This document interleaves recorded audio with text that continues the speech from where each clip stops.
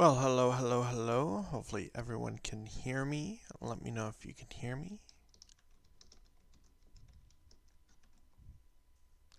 Checking 1, 2, check, check. Let me make sure the settings are right here. Actually, in my office for today. Checking 1, 2, check, check. There we go. Can you hear me?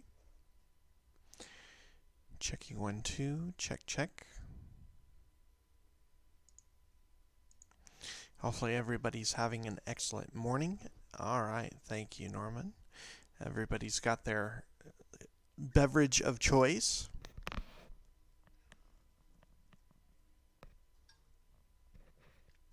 In my particular case is coffee from the local coffee shop with 2 extra shots of espresso to get us through the day. Good to see Mrs. Howard and Norman and everybody else who's going to be joining us later today. Well, let's go ahead and jump right into it. Systematic theology. Last week we were talking about some of the evidences for God's existence, and now we're going to be looking at some of the denials of God's existence as we look at what's called theology proper, the study of God. Some of the denials of the knowability of God. This is an area in which delves deeply into philosophy and what's called epistemology, the study of how we know things and knowledge. If you guys hear the sirens in the background, that is telling me that it is noon, and not that we're having a some type of not a hurricane, but a tornado or anything. Denials of knowability. The denial is generally based on supposed limits of the human faculty of cognition, though it has been presented in several different forms. Predominantly, those that advocate against us being able to know God do so on the basis of, well, we're just limited, finite human beings. How can we come to knowing God? How is it that our finite minds can fully understand God? And that's, I think, the key in the next few denials, is that somehow that we have to come to a full-orbed knowledge of God in order to understand Him and have a relationship with Him. Many cults have taken this perspective. The Mormons and others have taken the perspective of, well, we have to know all about God in order to then truly have a relationship with Him. And the fact is that God only allows for us to have a limited knowledge of Himself, because He is outside of space and outside of time, and our limited creation understanding of God is all that we need. As we talk about general revelation and specific revelation, God has given us enough general revelation about that He exists, number one. Number two, He has given us more than enough specific revelation in and through His Word to lead us to a saving knowledge of Him. Many Christians then want to take that the next step forward and, well, I've got to then know everything about God. That's not possible. Not in this lifetime, not in these bodies. Until the Lord returns and we see Him and we are become like Him, then we will have a better knowledge of who God is. But I think even still, our limited creational understandings of God are going to be limited. And you know what? That's okay. That's fine. We need to live with those limitations because we are the clay. He is the potter. We accept our God-given limitations and just take evidence based upon rationality and cognition, and then take the rest by faith. As a rule, agnostics do not like to be branded as atheists, since they do not deny absolutely that there is a God, but declare that even they do not know whether He exists or not. And even if He exists, they are not certain that they have any true knowledge of Him, And in many cases, they even deny that they can have any real knowledge of him at all. My dad would be one, for instance, that would fall in this category of agnostics. Many Christians lump atheists and agnostics into a singular group. Hey, my wife is on. Hello, Christy. Glad you could join us despite all of the construction going on at our parsonage right now. They're tearing out the old bathtub and putting in a new walk-in tub, walk-in shower, which we're very blessed and thankful for. Agnostics don't like to be lumped in with atheists. Atheists absolutely and categorically deny that a God exists. Agnostics say that they don't have enough knowledge. A, meaning against or limited. Gnostic is knowledge. Gnosis is the Greek root word there. So that there's somehow hidden knowledge, or whether it's our ability to find out is limited, or just the knowledge is out there and we need to find it. Agnostics believe that they have not come to a full-orbed understanding about God. Therefore, they are agnostic. They also believe that they do not have any true knowledge of God, only veiled or hidden knowledge about God, that there is not enough knowledge that in order for us to have a relationship with him. Unlike the previous claims of knowability, that God has in fact revealed himself in such a way that all mankind is without excuse as to the fact that God exists, and he has in fact created a way of knowing him. And in many cases, they even deny that they can have any real knowledge of him, other than stories, myths, legends, that have an element of truth but have been somehow veiled throughout time. This is the attitude, this is the precondition, this is the presupposition of those that deny God's existence and that we can even know God. David Hume, a popular theoretician, a popular philosopher throughout history, you'll find him in every book on philosophy and quoted in many theological books over the years, has been called the father of modern agnosticism. He did not deny the existence of God, but he asserted, once again, take a couple of steps back here for a moment. Assertions are theories. Assertions are thoughts about a subject that have still yet to be validated in and through research or provision of evidence. He asserted his thoughts about God were that we have no true knowledge of his attributes. What makes God God? All of our ideas about God are and can only be anthropomorphic. In other words, David Hume said that our only understanding of God is based upon the lens of our experience with other humans, of understanding that some humans are sometimes better than others at some things, worse than others at other things, and that because of that causal relationship between humans, we cannot truly understand God's attributes because we are limited not only by our finite mind, but our experience anthropomorphically with each other and with the universe in which we find ourselves in.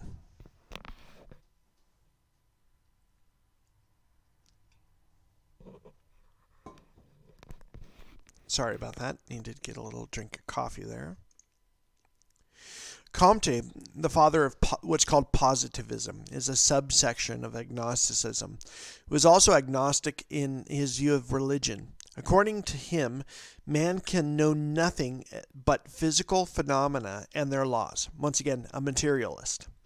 We look at some of the presuppositions of the world, one of them being materialism, that we can only see the physical phenomena and their laws. But that in and of itself has to draw from a Christian worldview and perspective, because we believe that tomorrow can be like today and like it was yesterday, because of God holding everything together. It is in him and by him all things hold together and consist, Colossians 2:9. We believe that God has created this and he holds it together. That is why tomorrow will be like today and like it was yesterday. But in a world in which they believe that they are materialists, they only believe in physical phenomena, that we came together because of random time, matter, and chance based on mutation, they have no guarantee that tomorrow is going to be like today. None at all.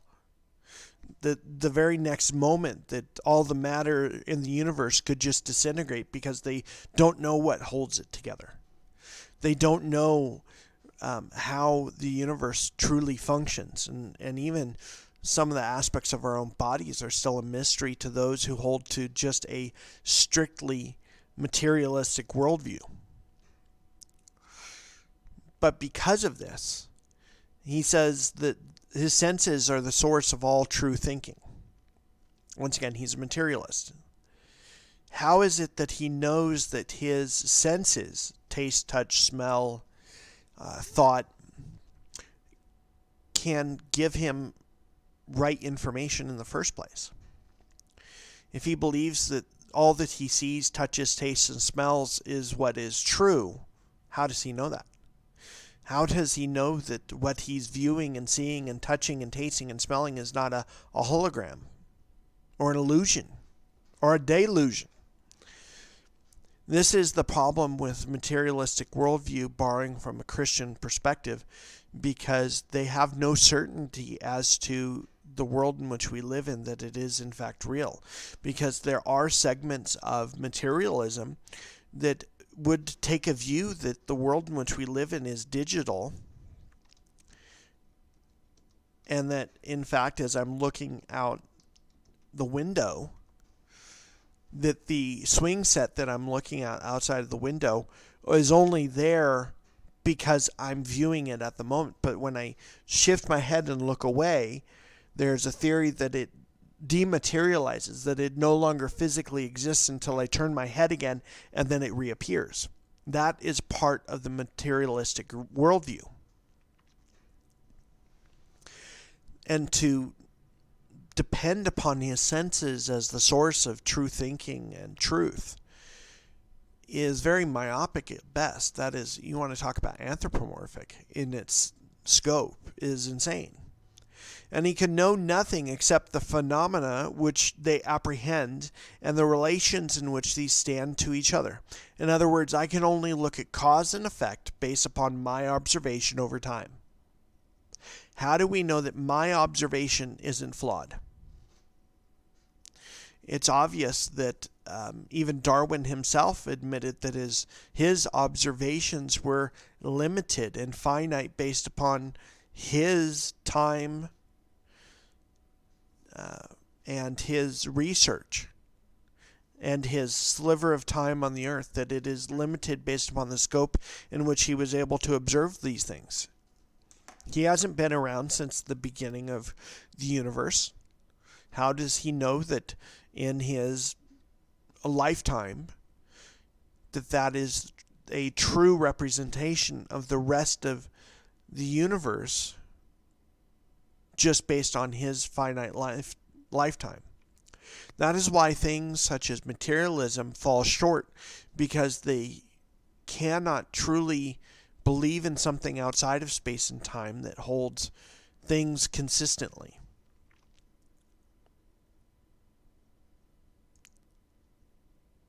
Yes, Christy, you're right. It is crazy. It doesn't make sense. So in other words, as Christy said, if my daughter's in the other room, does she cease to then exist? Because we live in a basically a digital world in which material things only appear and are not actually physical, that they can appear and disappear at will. It is a very interesting area of thought and understanding within the materialistic worldview, which has in fact actually carried over into the church. This view of material disappearing and reappearing based upon cognition is now filtering into some mystical sects of Christianity. in which they doubt the validity of the physical nature of the whole universe. That in fact, very much almost like the movie The Matrix, they think that somehow God has placed us into this simulation of life. In many ways, much like the Mormons as well, that we choose to come down as spirit babies and to inhabit physical bodies so that we can be tested to become gods ourselves. There are segments of mystical Christianity that would say, well, all of this is nothing but a digital test, and we are still spiritual beings, but in a digitized computer game, basically, to test us, to see whether or not we'll truly follow God. And only in the view of Comte and others that the relation of the material universe in which we find ourselves, what we see, what we taste, what we touch, and what we smell, is to them is only what is real. But then, as we look at these things, then we start to look at them under a microscope and see the cell bonds and see how they're being held together by what's commonly called the God particle. That it is, in and of itself, the atom is imbalanced. It has an imbalance of positive and negative forces that is held together by something that scientists have fully not yet understood. And yet, in Colossians chapter 2, verse 9, we know exactly what holds the universe together. It is, in fact, Christ who holds the world together.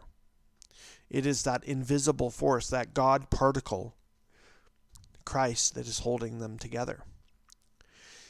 Comte also said mental phenomena can be reduced to material phenomena. In other words, our thoughts about God, our thoughts about the universe, our thoughts about the world around us can be reduced to material phenomena. In other words, gases and different chemical processes happening in our brains that create the experience we know of in the material world.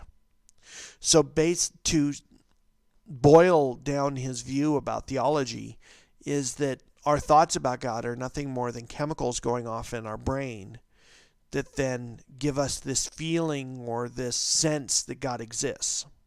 It's not actually real. It is just a material phenomena in our bodies that makes something that seems like a mental process, seems like reality or true thinking. And in their view, science is the limitation of man's boundaries. And in science, man cannot fully understand these chemical processes in the brain and kind of go beyond understanding the material in our universe.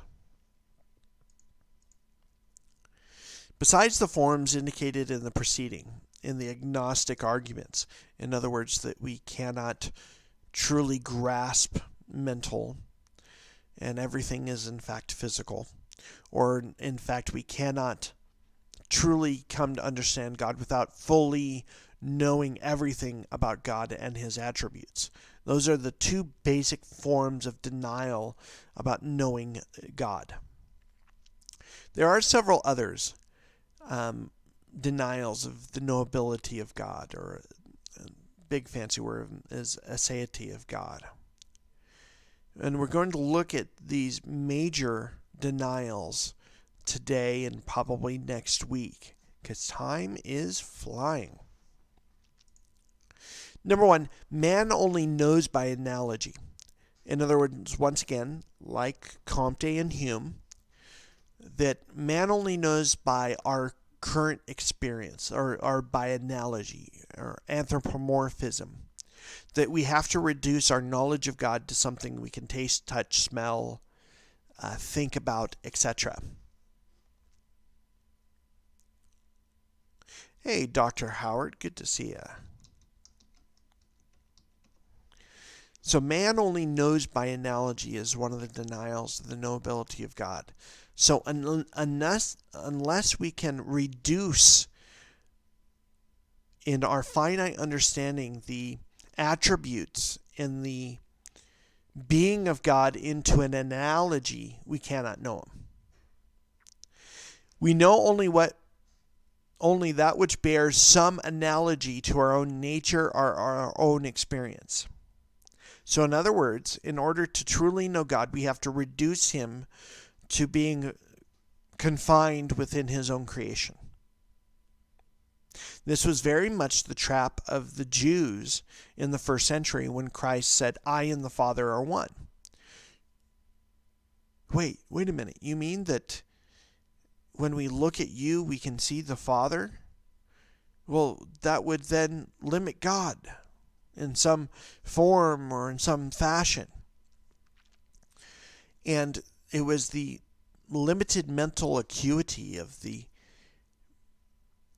rabbis and the scribes and the priests that they reduced their understanding of God into some sort of analogy, that God in fact could not send his Son to come wrapped in flesh to dwell among us. And that's why, as the Latin phrase says at the end, like things are apprehended through like things. That is an amorphism in such a degree that mankind is arrogant, and they're trying to limit their understanding of God by that what we taste, touch, see, smell, what we can apprehend with our minds. That is so myopic that it's not a denial. The sooner we realize our own limitations, the sooner we realize that God is above and beyond what we can know and comprehend, but still receive general revelation and specific revelation about him. The second denial is that man really knows only what he can grasp in its entirety. Once again, I'll read that again. I really want us to think about this because this is the majority view. Yes, Dr. Howard, it is circular reasoning. In other words, it starts at one point with man, and that it, in this case, comes back to man and the limitations of man. We call that circular reasoning.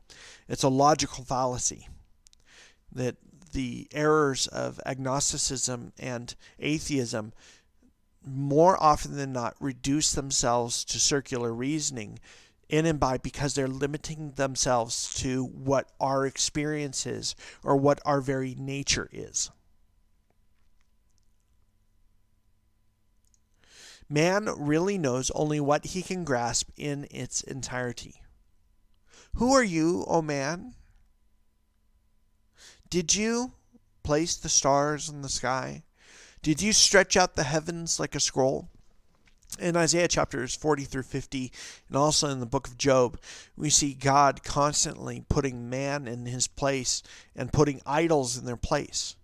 In Isaiah chapter 40 to 50, he talks about, Isaiah says, well, mankind chops down a tree and he crafts an idol with one half of the tree, and with the other half he places the wood in the fire and then warms himself.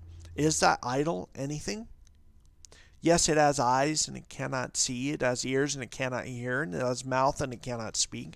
In many of the same ways God tears down the idols of chapters 40 to 50 in Isaiah is the same way we can tear down this limitation, a myopic view of God, in that does it really just boil down to mankind?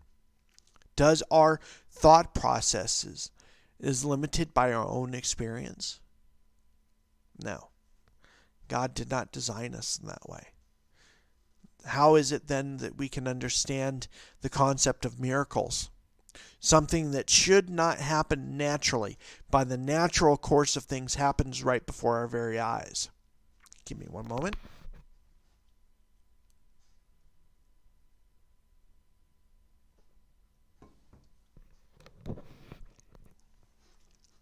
I have been very blessed to see people healed right before my very eyes, or people coming back and giving a praise report of how we've prayed for them and they've been healed from cancer,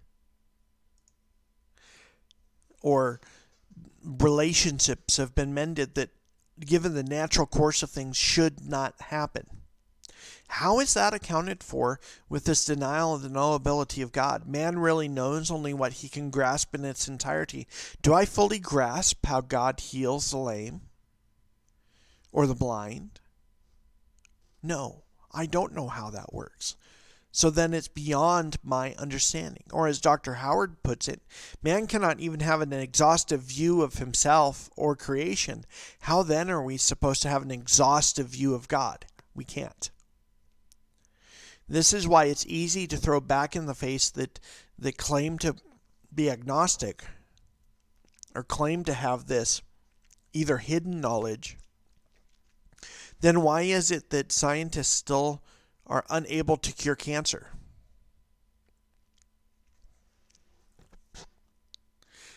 Well, in reality, Dr. Howard, as you said, how is it possible to grasp the supernatural? We can't fully grasp the supernatural. Not in our created state. We may view and we may experience the supernatural, but it's based on faith. Based on knowing that the supernatural is above and beyond our senses, and in fact goes into the matter of faith, matter of belief. We can see its effects, much like the Spirit. We see the wind and how it blows the trees, and we believe that it exists as a phenomena, but can we really see it? We see its effects, but we can't really see it. We can feel it to some extent because the wind blows, and out here in South Dakota, it tries to blow us away so that I can fly like a kite. But that's how we experience things. But am I limited in my understanding of those forces? Yes. Excuse me for just one moment. Got a call here at the church.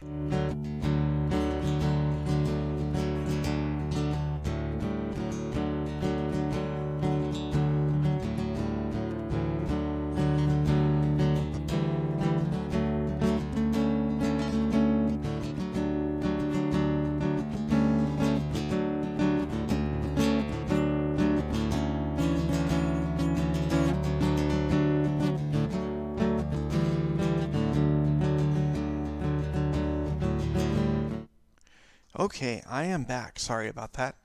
Unfortunately, most of the calls we get here at the church are dead calls or robocalls, and it's really, really annoying.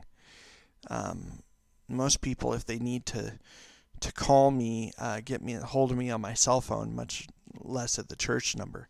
And you know what, Dr. Howard, you're right. This is exactly the conversation. As you've been going through John chapter 3 with us, is the same conversation Jesus had with Nicodemus. The whole concept of being born again. How can I be born again? How can I go back into my mother's womb? I can just see Jesus doing a face plant and going, Nicodemus, you're the teacher over all Israel, and yet you don't know these things. Come on, wake up. Hello. How is it then that mankind experiences things? How is it that people were seeing Jesus' miracles and either praising God or attributing it to demons? Mankind has to have a view of the supernatural in order to explain things in life. I totally agree, Dr. Howard. John chapter 3 is a linchpin of basic biblical understanding. If you get John chapter 3 wrong, many of your doctrines about life will be wrong. Whether it is your understanding about the supernatural, your understanding about the nature of God, our ability to comprehend God, about how the Spirit works and how about the supernatural works, about the nature of salvation. Much of our doctrine, as we look in systematic theology or we look at biblical theology or any other stem or aspect of theology, can be boiled down to in how you teach John chapter 3. If you're a naturalist, John chapter 3 is not going to make sense. If you are a Christian agnostic, you're not going to understand John chapter 3. If you're just a spiritualist, you're not going to understand John chapter 3. Let Jesus explain for you the nature of things, the nature of the world, the nature of salvation, the nature of God and how he works in his world, is contained in John chapter 3. And the relevant passages that Jesus is not only referring to, but makes plain for Nicodemus to see. That is why I've been enjoying Dr. Howard's. Yes, I know, Dr. Howard. A what? Yes, there are quote-unquote such things, unfortunately. Briefly stated, this position is that man cannot comprehend God, who is infinite, and man cannot have an exhaustive knowledge of him, and therefore cannot know him.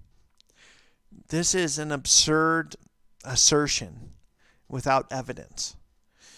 God makes this abundantly clear in his word that mankind has the ability to know him, and that God holds man accountable to know him. No wonder Jesus on Palm Sunday, when he comes into the town, he's talking to the Pharisees and the Sadducees and the scribes, goes, "You should have known that this day was coming." God held them accountable. John the Baptist, when he's out in the desert and the religious people come visit him. "Oh, who told you to flee from the wrath that is coming? Oh, you brood of vipers, they should have known." And God holds them accountable. Romans chapter 1. Mankind is without excuse. In seeing the world that is around them and the general revelation of God, mankind is held responsible. So then to just dismiss the responsibility of man by saying, well, mankind cannot really know everything there is about God, so then we can just excuse ourselves. We get a pass into heaven free because I cannot really fit in my mind all there is to know about God. It's nothing more than an excuse. It's nothing more than sometimes people just wanting to be lazy. People not wanting to put in the time and effort and prayer that it comes to looking at God's word and putting it into their heart and into their minds and to comprehend what God has done. I see many of these quote-unquote denials as being nothing more than a cheap shot to try and dismiss the responsibility God has delegated to mankind. This is where I am a strict monergist, but I still believe in the delegation of authority and responsibility to mankind. Just as Adam in the garden was delegated authority and responsibility to name the animals and to take charge over the created order, mankind has been delegated the authority, John 1:9, to become the children of God. How that works is that God gives us the tools and abilities to comprehend and know him. It's plain in the world around us according to Romans chapter 1. So then we are without excuse. We are responsible.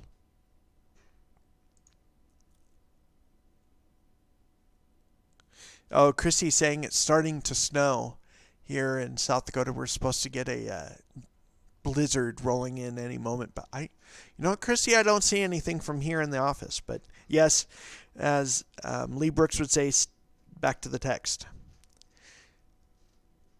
Mankind tries to come up with these excuses, or as Paul puts it in Romans chapter 1, that we purposely try and suppress the knowledge of God in our unrighteousness. I see these denials of the knowability of God as nothing more than a cop-out by intellectual people into, well, to really know God means I have to put some work into it. I need to believe in something beyond just the physical nature of the universe. Well, I don't really have time for that. I don't really want to know a God like that. How many times have you heard in talking with people about Christ or about God that, well, I don't really believe that about God. I can't really put a belief in a God that would judge people. Let me say that again. Think about that for a moment. How many times have you talked to somebody that makes the excuse of, well, I don't really want to worship a God that sends people to hell? Or I really don't want to worship a God that would restrict access to heaven to, just good people. This is the type of denial. This is the type of, to be honest, laziness of mankind in trying to suppress the true knowledge of God and dismiss it based on our experience. I'm glad that we're not like God, in that if it were left up to some people that I've talked to, well, everybody would just get into heaven. Well, once again, that denies his very nature. As we are going to look at the attributes of God and how knit they are, and as we gain a better and more full-orbed theology, as we go through systematic theology, it continues to build up what God has said in his word about his character and his nature. And the more and more these building blocks are placed up about his justice, about his mercy, about his righteousness, and then you start to look at salvation, about God's dealing with mankind, the Bible starts to really make sense. It starts to come to life to us about him making himself known, about the whole purpose of his decrees, about the whole purpose of salvation and the reprobation and the calling of certain individuals for salvation. Many times mankind's rejections of biblical doctrine is because they're too doggone lazy to really look at it and to understand it. Many of the quote-unquote denials of what's called Reformed theology, which I would have been in that camp 10 years ago myself, was based upon assumptions, presuppositions, and an unwillingness to really dig into it because it was went against the grain, so to speak. But then when you read the story of the potter and the clay, when you read of who is the clay to say to the potter, why have you made me thus, brings to life the scriptures, brings to life who we are as his creation. And then we accept things like his decrees, why he is working in the world in the way he has chosen to do so. Who am I to say how God has chosen to work in his world, in his creation? I'm just a little peon amongst the masses of other peons that live in the world in which he has created. And by his grace and mercy, I am one of the elect. Who am I to say, well, why isn't someone else elect? And why is it that he has chosen to use things of this world, whether natural or unnatural, to bring about his plans and purposes? I can't. And this denial is one of those excuses mankind tries to come up with to just try and dismiss God's revelation of himself and to try and dismiss his plans and purposes in his very world. We have gone way over time for today, and unfortunately I have to head back home. But I'm looking forward to picking this up next week on denial number 3 of the knowability of God. I pray that everybody has been stimulated as to thought and as to God's word about his working with mankind and in his creation, and about how mankind, as Romans 1 says, purposely tries to suppress that knowledge. They are without excuse. We need to shove it in the faces of mankind often and to make them realize what they're doing. That they're trying to put up these fake arguments against God when they're circular in their origins. They're committing fallacies of logic, as Dr. Howard's been going through. I think it's on Thursdays. We need to get over ourselves, so to speak, as humans, and realize that God has revealed himself, that God has provided both general and specific revelation in order that mankind might call upon him. Well, I pray that you would be blessed, that God might shine his face upon you and give you peace.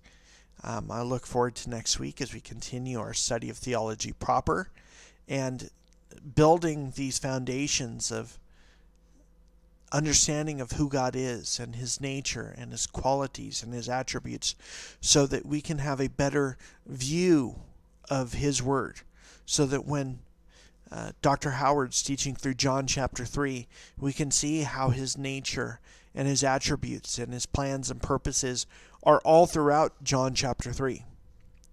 And they help us understand our world and our place in it. I look forward to these next weeks and months as we go through systematic theology, and I have no particular schedule as far as how long it takes us to get through it, because often I find that the discussion in the chat room or discussion in a Bible study leads to more fruitful discussion than I can put a time limit on, and we shouldn't. Just like last night here at the church, we are studying eschatology and in Revelation chapter 2 and looking at the 7 churches, and in just looking at the church at Thyatira, as Dr. J. Vernon McGee would say, took us 2 hours to look at one church. So, and just the discussion was fruitful, and it was a blessing for those that were here. I don't want to put a limit upon God and upon what he's doing, especially in the minds and the hearts of those that are a part of the Committed 100 or of those that attend the churches in which I pastor. May God bless you. May he keep you. May he make his face shine upon you and give you rest this week. Bye, y'all.